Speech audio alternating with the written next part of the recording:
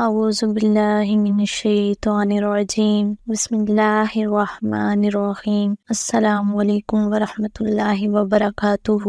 معزز سامعین کرام، امید کرتی ہوں آپ سب لوگ خیریت سے ہوں گے۔ اللہ پاک آپ سب کو اپنے حفظ و امان میں رکھے، آپ سب کی تمام پریشانیوں کو دور فرمائے، آپ سب کی تمام نیک دلی جائز تمناؤں کو پورا کرے، آمین یا رب العالمین۔ معزز سامعین کرام، آج اس ویڈیو میں آپ کو بہت ہی پاورفل عمل بتاؤں گی جو کہ ماہ ربیع الاول کا وظیفہ ہے۔ یہ وظیفہ بہت ہی آسان ہے اور بہت ہی مختصر سا وظیفہ ہے۔ اس وظیفے کے بعد جو مانگنا ہے مانگ لو، آپ کی کوئی ایسی حاجت نہیں ہوگی جو اس وظیفے کو کرنے کے بعد پوری نہ ہو۔ وظیفہ آپ نے ماہ ربیع الاول کی 11 تاریخ سے لے کر 17 تاریخ تک کرنا ہے۔ وظیفہ جس طریقے سے بتاؤں گی بالکل اسی طریقے سے کرنا ہے۔ عمل بتانے سے پہلے آپ سے چھوٹی سی گزارش ہے، اگر اب تک آپ نے ہمارے چینل کو سبسکرائب نہیں کیا تو جلدی سے سبسکرائب کر دیں اور ساتھ میں دیے گئے بیل آئیکن پر بھی کلک کر دیں تاکہ ہمارے آنے والی نیو لیٹسٹ ویڈیو کا نوٹیفیکیشن جلدی سے آپ کو مل سکے۔ امام محمد باقر علیہ السلام کی خدمت میں ایک شخص آ کر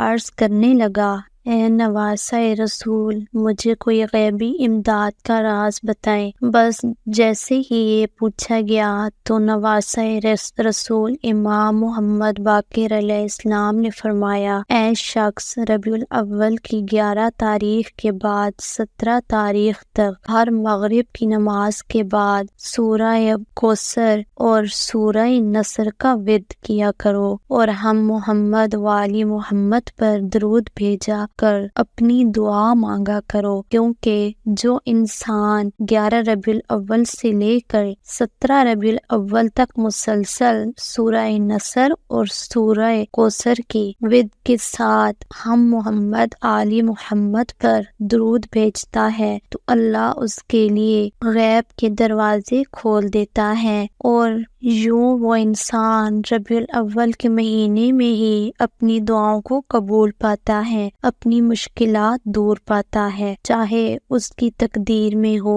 یا نہ ہو۔ ہر وہ چیز اللہ اس کو عطا کر دیتا ہے جو وہ اپنے دل میں رکھتا ہے۔ تو آج میں نے بہت ہی مجرب اور بہت ہی مختصر سا وظیفہ آپ کے ساتھ شیئر کیا۔ اس وظیفے کو خود بھی کریں اور دوسروں کو بھی اس وظیفے کے بارے میں بتائیں، اپنے عزیزوں، رشتہ داروں، دوستوں کے ساتھ بھی اس کو ضرور شیئر کریں۔ ویڈیو اچھی لگے تو ویڈیو کو لائک ضرور کیا کریں اور چینل کو سبسکرائب بھی کر دیا کریں تاکہ ہمارے آنے والی نیو لیٹسٹ ویڈیو کا نوٹیفیکیشن جلدی سے آپ کو مل سکے۔ اس وظیفے کی اجازت سب کو ہے۔ مزید کسی بھی مسئلے سے متعلق رہنمائی حاصل کرنی ہو تو اسکرین پر دیے گئے نمبر پر آپ ڈائریکٹ ہمارے پیر صاحب سے رابطہ کر کے رہنمائی حاصل کر سکتے ہیں۔